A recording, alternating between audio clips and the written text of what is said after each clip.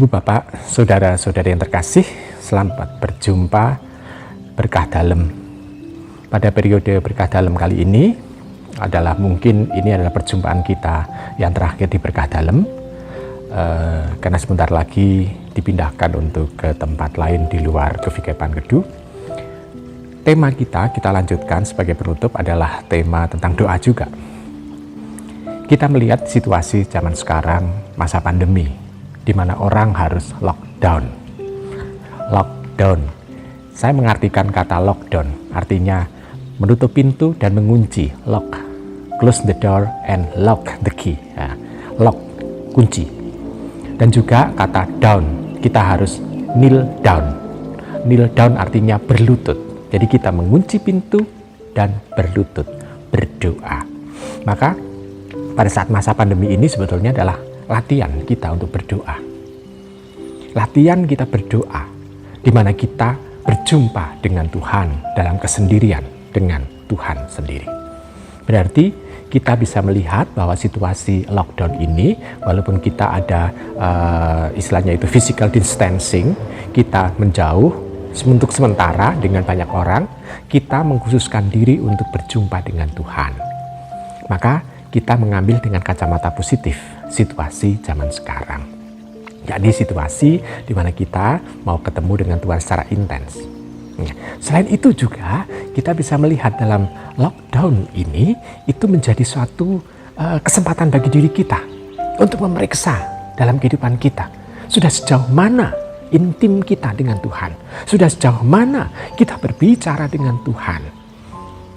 Berarti walaupun gereja itu ditutup, walaupun situasi kita itu tidak bisa berjumpa dengan saudara-saudara seiman untuk berdoa bersama, bahkan kita bisa melihat situasi di mana banyak saudara-saudari kita yang terkena COVID yang harus menghadap hadirat Tuhan tidak bisa diberkati secara normal.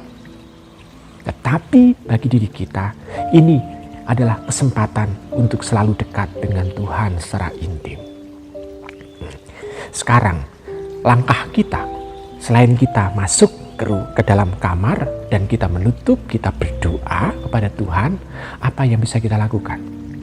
Ya, ada banyak langkah yang sudah saya omongkan dalam seri Berkah Dalam ini mengenai doa, tetapi saya mau menambahkan satu hal, yaitu keberanian diri kita untuk menanggalkan aspek-aspek negatif dalam pikiran kita.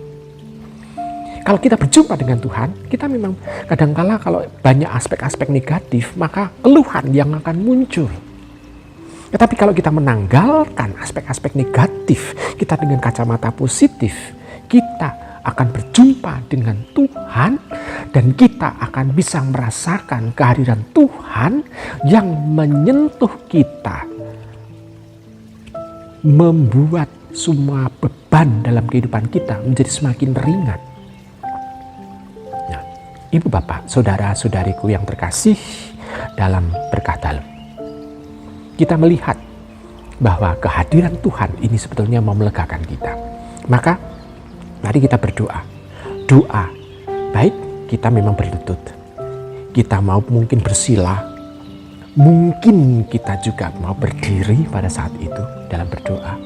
Tetapi kita mau mengungkapkan bahwa Tuhan, ini aku ingin untuk bisa mendengarkan sabdamu. Karena selama ini kita dalam berdoa, kita yang dominan untuk mengucapkan kata-kata. Tapi dalam lockdown ini, kita mempunyai kesempatan untuk mendengarkan sabda Tuhan. Dalam mendengarkan sabda Tuhan, kita harus peka bahwa Tuhan itu mau untuk menyapa kita dalam situasi kita, dan kita harus membuka telinga hati kita lebar-lebar.